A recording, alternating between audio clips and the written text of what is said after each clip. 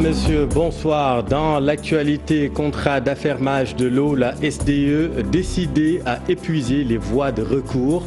Déboutés par la Cour suprême dans l'imbroglio qui l'oppose à Suez, les avocats de la SDE vont introduire une requête en rabat d'arrêt. Ousmane Sonko sera l'absent le plus présent demain à l'hémicycle. Ses partisans l'affirment, le leader de PASTEF ne s'expliquera pas devant l'Assemblée nationale, mais plutôt devant le tribunal. La commission des lois de l'Assemblée nationale se penche ce vendredi sur les conclusions de la commission d'enquête relative à l'affaire dite des 94 milliards. Dans l'actualité de ce jeudi, le visa d'entrée sera obligatoire pour les ressortissants des pays non membres de la CEDEAO. Le ministre de l'Intérieur avance des raisons sécuritaires, une réintroduction du visa d'entrée qui provoque l'ire des acteurs du tourisme. Hambourg, c'est déjà le branle-bas. Reportage à suivre. Lutte contre la circulation des armes légères, le Sénégal monte la garde. Notre pays s'engage à se doter d'une législation nationale contre le trafic illicite des armes conformément au TCA, le traité sur le commerce des armes. On vous explique tout dans un instant. En sport, match nul honorable des Lions de la Teranga face au Brésil, un but partout, avec une belle prestation de Sadio Mané, résumé et réaction en fin d'édition.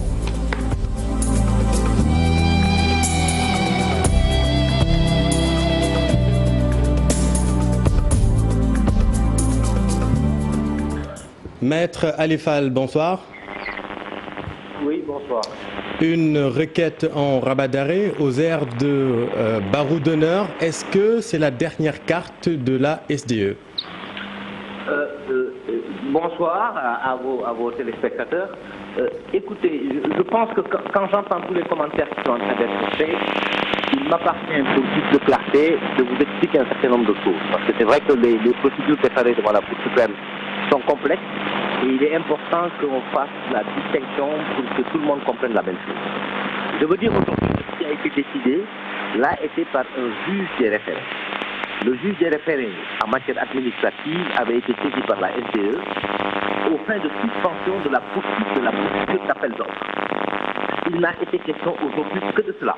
Et pour être recevable devant le juge des référés, il faut qu'au préalable que vous ayez déposé une requête aux fins d'annulation de la décision de l'ARMP. Ce que la SDE avait fait. Donc aujourd'hui, il n'a été question que d'une saisine accessoire du juge des référés qui a été tranchée, mais la procédure principale de demande d'annulation de la décision de l'ARMP est toujours en cours et d'ailleurs, aucune date d'audience. Cette procédure principale n'a encore été fixée. En d'autres termes, rien n'est perdu pour la SDE, c'est ce que vous voulez dire? Oui, exactement. Laissez-moi finir pour dire tout simplement qu'aujourd'hui, il n'a été question que d'une procédure accessoire, mais la procédure principale de demande d'annulation, celle-là suit son cours et qu'aujourd'hui, elle n'a pas encore été tranchée et d'ailleurs, il n'y a même pas encore de date d'audience. Donc, en définitive, la compréhension de cette procédure qui voudrait dire qu'aujourd'hui, c'est des barreaux d'honneur ou de dernière carte à abattre pour la SDE, il n'est pas question de cela du tout. La procédure principale est en cours, va être examinée et honnêtement, pour avoir été l'avocat de la SDE depuis le début, j'estime que les moyens qu'elle y a développés sont des moyens forts. Et d'ailleurs, je précise parce que c'est important. Aujourd'hui, quant à l'appréciation des moyens que la SDE a développés à l'audience pour obtenir la suspension, le parquet général de la Cour suprême a partagé une partie des arguments de la SDE pour dire que ces arguments-là étaient fondés. Donc aujourd'hui, le combat continue, la procédure continue, on a bon espoir qu'au final, le plus important est encore à jouer. Très bien. Maître Alifal, merci beaucoup. Dans tous les cas, Suez, vous le savez, va normalement entrer en service le 1er janvier 2020 suite à l'avenant signé entre l'État du Sénégal en juin dernier avec la SDE. La décision de la Cour suprême est injuste selon Mamadou Mignane Diouf. Il l'affirme à nouveau. Ce dossier est selon lui truffé d'irrégularités et d'incohérences. S'il y a incohérence, il faut chercher entre le tâtonnement d'une commission d'attribution qui pendant 2 ans n'a pas pu sceller un dossier, 2 décisions de retour de dossier de l'ARMP et une décision de la Cour suprême sénégalaise. C'est là qu'il y a tâtonnement. Vous pensez donc qu'un dossier normal peut retourner 2 fois à une commission d'attribution provenant de l'ARMP? Vous pensez donc qu'un dossier normal, on peut y déceler des dons d'une des parties contractantes ou postulantes à la partie qui supporte politiquement et juridiquement le dossier? Vous pensez que dans un dossier normal, on peut constater que celui qui construit les ouvrages qui permettent de pouvoir travailler avec un contrat d'affermage à la distribution de l'eau, que ces mêmes ouvrages donc sont faits par l'entreprise qui les a construites et qui trouve donc aussi d'être celle qui va les réceptionner et les utiliser? Allez-y, analysez ça, vous, en tant que journaliste. Je crois que c'est là qu'il y a anomalie. Du début à la fin, nous avons montré, il y a un conflit d'intérêts. Que Suez puisse être celui qui construit le KMS 3 et que Suez puisse être aussi donc celui qui dépose une candidature dans l'appel d'offres et qui gagne tout en disant je vais vendre l'eau plus cher aux Sénégalais.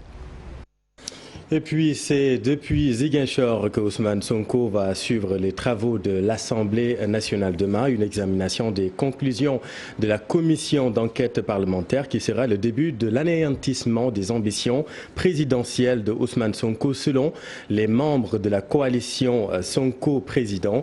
Et puis nous venons de l'apprendre, Ousmane Sonko est en train de s'adresser actuellement à la presse et l'entrée en lice de la justice puisqu'il va être doit être entendu par le juge d'instruction sur l'affaire dite des 94 milliards, suivant la conférence de presse de la coalition Sonko président cet après-midi avec Aïssatou Gueye et Aboubacar Camara. Nous allons revenir sur cet élément. Le Sénégal, en phase de validation de la loi sur le commerce des armes et son décret d'application, l'État se fixe comme objectif de promouvoir la paix et la sécurité pour une émergence économique. La Commission nationale de lutte contre la prolifération et la circulation illicite des armes légères de petit calibre en atelier durant 2 jours. Reportage Aboubacar Camara et Habib Faye. Conscient de la persistance des groupes armés et le développement du terrorisme, la prolifération à la circulation illicite des armes légères et de petit calibre, le Sénégal en passe de valider le traité sur le commerce des armes. Il faut déjà savoir que le lit de l'insécurité, le lit du terrorisme, c'est la circulation illicite des armes. Donc le TCA est un instrument international contraignant pour réguler, contrôler. De ce point de vue, l'objectif du TCA est un objectif majeur dans la lutte contre l'insécurité. Objectif, promouvoir la paix et la sécurité pour une émergence économique. Cet exercice de validation constitue donc un pas important dans l'intégration de cet instrument international dans notre dispositif juridique interne et devrait, entre autres, préparer notre pays à faire face aux nouveaux enjeux sécuritaires tels que l'extrémisme violent, le terrorisme et la criminalité transfrontalière. Le Sénégal apparaît comme l'un des pays les moins affectés par la violence armée dans la sous-région. Sur ce, différentes mesures en matière des armes légères de petit calibre ont été prises. Le traité sur le commerce des armes impose en effet la mise en place par chaque État partie d'un cadre juridique national de contrôle des transferts d'armes classiques. Il préconise la régulation des importations. Durant 2 jours, la Commission nationale de lutte contre la prolifération et la circulation illicite des armes légères de petit calibre se penche sur la validation de la loi sous-régionale sur le commerce des armes et son décret d'application. Merci Habib. Supprimé en 2015, le visa biométrique pour entrer au Sénégal sera réintroduit d'ici janvier 2020, une mesure qui s'explique par des raisons sécuritaires selon le ministre de l'Intérieur, Ali Ngouille Ndiaye. Il était l'invité de RFM Matin. Nous sommes en train de travailler sur ce dossier. Nous sommes en train de travailler sur un dossier global de dématérialisation concernant la police sur beaucoup de choses, les contraventions, tout ça, là, on est en train de travailler dessus. Nous pensons que très prochainement, on va le faire. Mais surtout le dossier, les visas, parce que quand même, au Sénégal, pour des raisons de sécurité, nous avons besoin de savoir qui vient, qui rentre, et nous avons besoin de pouvoir les contrôler. Ça aussi, c'est un élément important. C'est vrai que c'est un sujet qui était à l'ordre du jour il y a de cela quelques temps, mais on ne peut pas ne pas aujourd'hui le ramener vu le contexte sécuritaire. Donc, le dossier est très avancé, nous pensons pouvoir le mettre en œuvre au plus tard cette fin d'année. Une solution qui va absolument être revue par rapport à ce qui existait, c'est-à-dire que des gens pourront même via le net demander des visas, recevoir leur visa, bien à la limite s'ils ne le font pas jusqu'à l'aéroport ou en tout cas dans d'autres postes frontières peuvent demander le visa là-bas. On mettra toutes les dispositions pour qu'il n'y ait pas de rush, pour que la procédure soit huilée, mais il nous faut absolument mettre en place ce dispositif pour contrôler qui rentre et qui sort dans ce pays. À peine annoncée, la décision irrite déjà les acteurs du tourisme. La réintroduction du visa d'entrée sera le requiem du tourisme sénégalais selon les acteurs de la Petite Côte. Ils estiment que la première expérience a montré que c'était une idée absurde. Voyons tout cela avec Abdourahmane Diallo. En cette période, on note la présence de plusieurs touristes sur la Petite Côte. Certains sont en vacances et d'autres en mission. Ces touristes français estiment que la mesure qui consiste à réactiver les visas biométriques n'est pas une bonne idée. Il n'y en a pas besoin. Pour nous, c'est pas intéressant pour les touristes. Comment ça? Mais ça peut être gênant de faire une demande de visa, parce qu'il faut un certain temps pour la faire. Alors des gens qui veulent venir tout de suite au Sénégal, s'il faut un visa, ça va demander plus de temps. Peut-être, c'est possible, oui. Ça va pas le favoriser, je pense pas. Ça ne peut que le paralyser un peu, oui, c'est vrai. D'ailleurs, un autre touriste pense que les autorités devraient plus se concentrer sur autre chose afin d'attirer les touristes. La priorité, ce serait déjà les infrastructures locales, d'accueil, avoir une plus belle ouverture en fin de compte sur le Sénégal et voir un petit peu ce qui peut se faire. Et surtout, bien sûr, là, je vous le dis, c'est pas une nouveauté, c'est les prix des billets d'avion. Les acteurs du tourisme, eux, pensent que l'heure est à la relance du secteur. Ils rappellent l'échec de la première expérience. On pensait que vraiment les dirigeants avaient pour priorité de relancer le tourisme, de tout faire, même de baisser la destination Sénégal ou bien d'enlever les taxes. Tout ça, là, ne serait-ce que pour redresser le tourisme pour quelques années. Mais vraiment, si on parle de visas biométriques, moi je pense que peut-être ça doit être des rumeurs seulement. Certains hôteliers aussi interrogés disent être contre l'éventuelle mise en vigueur des visas d'entrée au Sénégal. Venons-en à cette rencontre entre l'État et les collectivités territoriales ce matin au CICAD avec cette déclaration du président de la République. Il y a une question qui fâche, c'est la question foncière. Si on continue à vendre tout terrain qui existe, tôt ou tard, nous serons obligés de prendre des mesures de sauvegarde. Le chef de l'État attire l'attention des élus sur les risques à la gestion du foncier par les collectivités locales. Nous suivons le président Macky Sall avec notre équipe à Rufisque. Un sujet qui fâche, qui est un sujet difficile, c'est la question foncière. Mais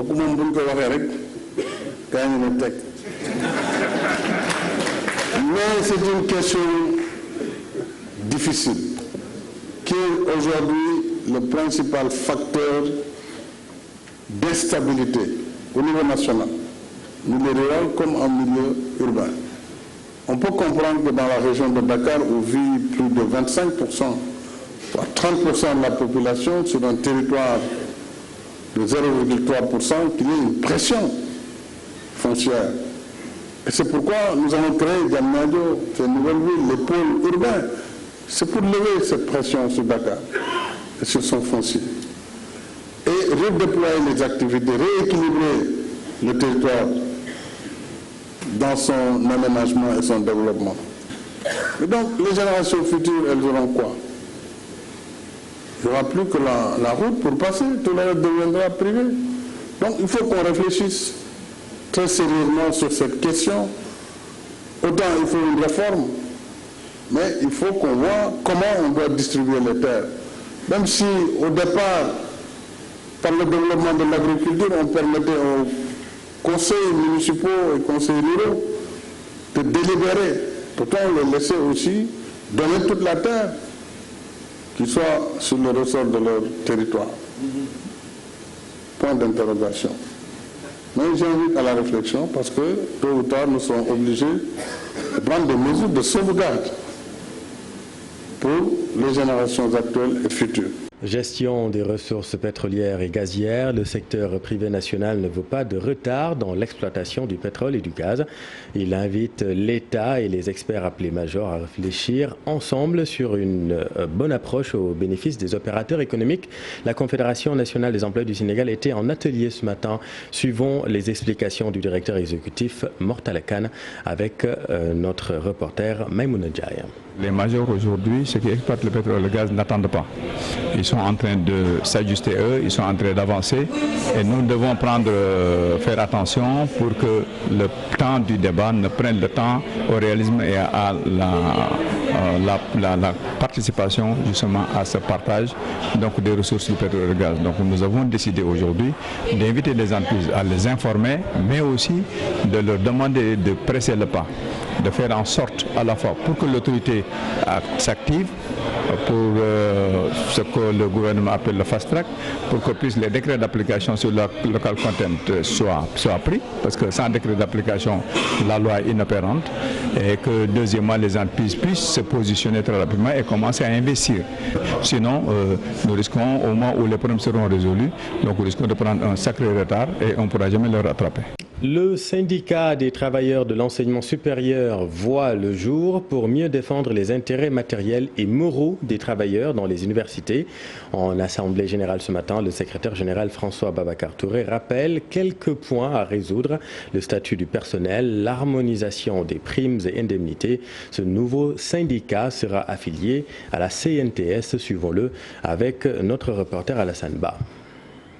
En période de mutation dans les universités, parce que le pouvoir en place a mis en place un certain nombre d'innovations avec les directives sur l'enseignement supérieur en 2015, ce qui est en train d'être appliqué, ce qui est très bon pour l'enseignement supérieur du reste.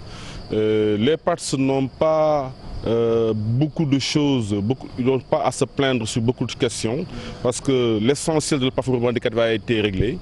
Mais il reste des poches à régulariser concernant la signature du décret qu'on avait déjà déposé sur la table du ministre de l'Enseignement supérieur, concernant l'harmonisation, le décret du personnel des universités. Un projet de révision a été déposé sur la table du ministre. Jusqu'à présent, ça n'a pas été signé par le président. L'harmonisation des primes et indemnités n'est pas effective dans toutes les universités sans désœuvre. Il y a un certain nombre aussi de manquements concernant le rappel des agents de sécurité qui date de presque 2 ans, de 400 000 francs pour chaque personne. Les primes de risque qu'on doit donner à des catégories de personnel.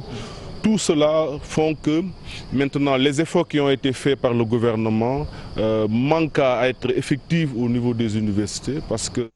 C'est connu, la faiblesse du plateau technique paralyse le système sanitaire. Illustration à Sokone, dans le Sine Saloum, là-bas.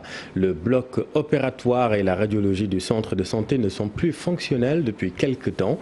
Des dysfonctionnements qui commencent à irriter les travailleurs. Ils ont tenu un sit-in pour se faire entendre. Voyons tout cela avec Fali Gaye et Aminata Goudjapi.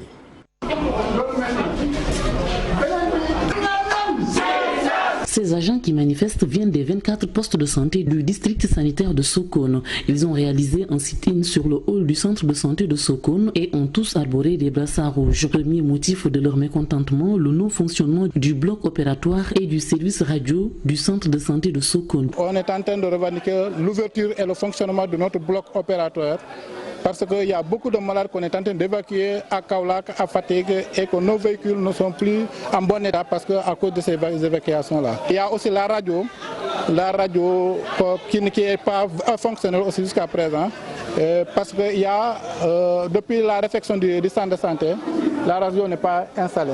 Le médecin-chef du district sanitaire de Sokone, quant à lui, rassure, le bloc opératoire ainsi que la radiologie seront bientôt ouverts. Le centre de santé est un centre qui n'avait pas été terminé. Il a été réhabilité dans le cadre d'un projet. Jusqu'au moment où je parle, il était presque terminé. Mais il y a certains services qui n'avaient pas été complètement terminés et ni même installés. Je veux parler du bloc opératoire, ça en faisait partie, de la radiologie, de la morgue Voilà, donc il n'y avait pas que ces services-là. Voilà, donc ceux-là, ils n'avaient pas été terminés. Et c'est ça qui a fait que ces services n'ont pas ouvert. Parce qu'après, les infrastructures, il fallait les installer. Voilà, donc pour pouvoir le faire, il faut discuter avec eux, négocier avec eux et que les normes aussi soient respectées en termes d'installation avant qu'ils viennent se présenter. Et c'est ce processus-là qu'on a suivi jusque-là. Autre revendication qui tient à cœur ces syndicalistes, le paiement de la dette de la CEMU. Elle doit plusieurs millions aux structures sanitaires de la localité. On est à 32 mois sans remboursement. Il restait 5 mois sans motivation au centre de santé de Sokone et ces manifestants veulent que ces arriérés soient payés au plus vite. Et que ces agents qui sont en train de travailler dans le centre de santé doivent avoir des motivations pour pouvoir travailler correctement. Bon, présentement, on peut les estimer à une cinquantaine d'agents au niveau du centre de santé. D'autres formes de revendications ont été annoncées. Un préavis de grève a même déjà été déposé selon ces syndicalistes. Et puis venons-en à notre chapitre Ila Touba, visite à Touba justement d'une forte délégation du groupe Futurs Médias. À sa tête, le directeur général Birandour. En prélude au Magal, GFM a apporté sa contribution pour le bon déroulement de l'événement. Pape Faraning. Des prières, beaucoup de prières.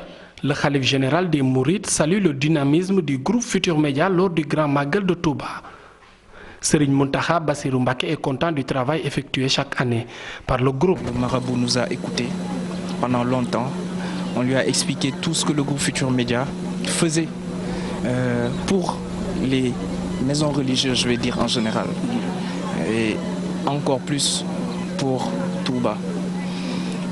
Aujourd'hui, je suis très ému en tant que fervent talibé mouride parce qu'il a prié pour moi. Il a prié pour le président du groupe, M. Youssou Ndour. Il a prié pour tous les agents, mais il a surtout prié pour l'avancement du groupe Futurs Médias. Des paroles réconfortantes après un travail abattu. De ce fait, cette année, plus de 100 agents seront déployés dans la ville sainte pour la couverture du Grand Magal. Cette année, nous aurons plus de 100 agents dans la ville sainte pour la couverture du Grand Magal. Nous allons redoubler d'efforts. Ce sont les recommandations du président du groupe, M. Youssou Ndour, pour cette année. Serigne Bassirou Abdou Khadr Mbacké confirme le leadership de GFM en matière de couverture du Magal.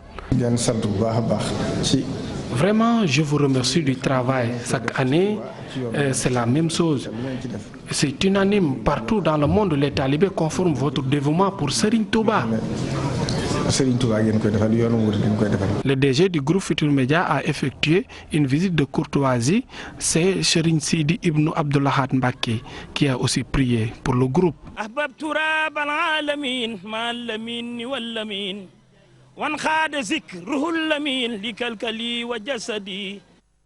Merci Diourine Pape Farah. Magal Touba toujours, les vendeurs de tissus et tailleurs se frottent les mains à cette période de safar. Le marché est inondé de tissus, le wax Baïfal et le Nyat sont très convoités. Certains tailleurs ont barré la liste d'ailleurs des commandes tellement ils sont assaillis. Habib Faye et Ababakar Kamara. Le Magal de Touba, tout le monde y est, particulièrement les vendeurs de tissus. À Koloban, la vente se passe à merveille. Des tissus, nat, njaxas wax et bazins riches sont en vogue cette année.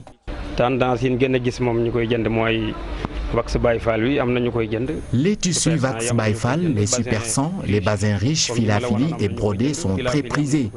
Les tissus nat aussi sont en vogue. Les clients le choisissent en cette période de canicule.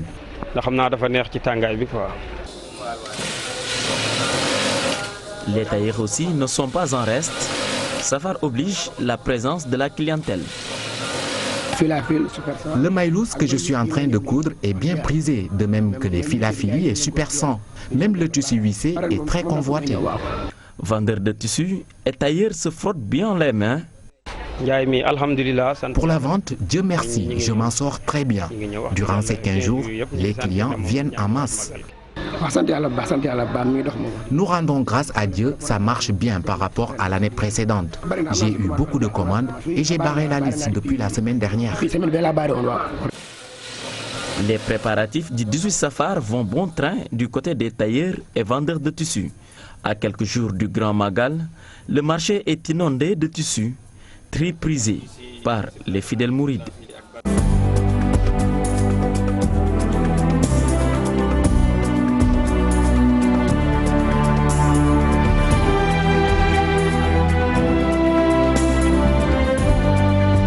Match nul honorable des Lions de la Teranga face au Brésil. Un nul, un but partout. Les Lions portés par un Sadio Mané tranchant se sont montrés très intéressants. Une prestation positivement appréciée par le directeur de publication du quotidien sportif Record. C'est un sujet de Cheikh Sadibou Diarra. Le Sénégal fait plus que tenir tête au Brésil. Cueillis à froid par le but de Firmino à la 9e minute, les Lions égalisent tout juste avant la mi-temps par Famara Diédhiou sur penalty. Plus en confiance en seconde période, Sadio Mané et compagnie contrôlent le jeu et manquent de peu de remporter la rencontre. Une belle prouesse pour les vice-champions d'Afrique. On ne va pas dire que ce fut un très grand Brésil. Mais il y avait quand même, c'est leur meilleure équipe qu'ils ont alignée aujourd'hui. Et les tenir en échec par un but partout, avec même la possibilité de gagner. Parce qu'il y a eu ce poteau de Sadio Mané. Je crois qu'on n'est pas passé très loin d'un très grand exploit. Mais déjà, le match nul contre le Brésil, qui très souvent bat et même lamine les équipes africaines, est un bon résultat. Toutefois, comme à la finale de la CAN 2019, le Sénégal a raté son entame de match. Mais dans l'ensemble, la prestation est aboutie. On a eu quelques soucis en première période avec les latéraux, Gassama et Koli, dans leur replacement surtout. Mais finalement, ils se sont bien repris en seconde période et ont fourni une bonne prestation dans cette seconde partie du match. Globalement, je crois que les gosses ont bien répondu aux attentes et ont fourni une belle prestation. Dans un duel à distance avec Neymar qui fêtait sa 100e sélection, Sadio Mané a répondu aux attentes. Globalement, je crois que ça s'est bien passé, mais les deux individualités qui se détachent, de mon point de vue, c'est Alfred Gomis et Sadio Mané. 32e nation africaine à défier le Brésil, le Sénégal est la deuxième à faire un résultat positif après le Cameroun en 2003. Une grosse bouffée de confiance à un mois du début des éliminatoires de la CAN 2021. Merci cher. Et puis football toujours, Coupe UFOA 2019. Le Sénégal est en finale après avoir dominé le Mali en demi-finale sur le score de 2-0. Les Lions vont défier le Ghana ce dimanche au stade de Lat Dior de Thiès. Une finale dont l'issue dépend de la détermination des Lions selon le sélectionneur de l'équipe nationale. Il est au micro de IGFM.sn. Philosophie qui dit la finale c'est pour le joueur, c'est pas pour l'entraîneur. Je pense que les joueurs ont besoin d'inscrire leur nom sur l'histoire de la Coupe de l'UFOA. C'est à eux de se battre, c'est à eux de croquer les dents, c'est à eux de faire tout pour gagner ce match. L'entraîneur, il mettra en place, il y aura tout. Mais je pense qu'une finale, ce n'est pas seulement le travail qui est gagné, ce sera le cœur, ce sera l'envie, ce sera la détermination. Et je pense qu'avec l'apport du public, on peut espérer avoir quelque chose de ce jour-ci. Et puis, dernière note de cette édition, quand l'Iran ouvre ses portes des stades de foot pour les femmes, match de qualification comptant pour la Coupe du Monde 2022 au Qatar. L'Iran s'impose largement devant le Cambodge, 14-0. C'est cette première depuis 40 ans en Iran. Plusieurs milliers de femmes ont assisté au match, chose qui n'était plus arrivée depuis la révolution de 1979. Plus de détails avec Ibou Diouf. Je devais revenir sur ce match de qualification comptant pour la Coupe du Monde 2022 au Qatar. D'abord, le score fleuve infligé à la formation cambodgienne, 14-0, un match à sens unique. L'Iran, entraîné par Malky Wilmots, a remporté facilement son deuxième match de qualification à domicile, 14 buts, soit 7 réalisations par mi-temps. Autre fait marquant, la présence des femmes pour suivre la rencontre. Ce résultat pour comment apparaît toutefois anecdotique par rapport à la présence historique des femmes dans les gradins. Près de 4000 à 4500 supportrices ont assisté à ce match. Une première depuis 40 ans. Beaucoup de supportrices sont venues assister au stade Azadi de Téhéran à la victoire de l'équipe nationale masculine Pour un petit rappel historique, très vite après la révolution islamique de 1979, les Iraniennes sont vues refuser l'accès au stade pour les compétitions de football homme. Pendant plus d'une vingtaine d'années, des femmes se sont battues pour retrouver leurs droits et pouvoir suivre les matchs de football. L'autorisation donnée à des femmes d'assister à la rencontre fait suite à une forte pression de la FIFA sur l'Iran. Après l'émotion suscitée par la mort tragique en septembre dernier d'une jeune femme, Sahar Kodahari, qui s'était immolée après avoir cru qu'elle allait être condamnée à la prison ferme pour avoir tenté d'entrer dans un stade. La FIFA avait exigé des autorités iraniennes, sous peine de sanctions contre la fédération, qu'elle autorise les femmes à accéder au stade. Une délégation de la FIFA amenée par l'ancien international français Youri Djorkaeff était présente jeudi au stade Azadi pour évaluer la situation. Voilà, et vous, c'est la fin de cette édition et les femmes sont bien présentes dans Soir d'Info aux manettes. Aram Touré et Binta Diallo, c'est à vous. Merci.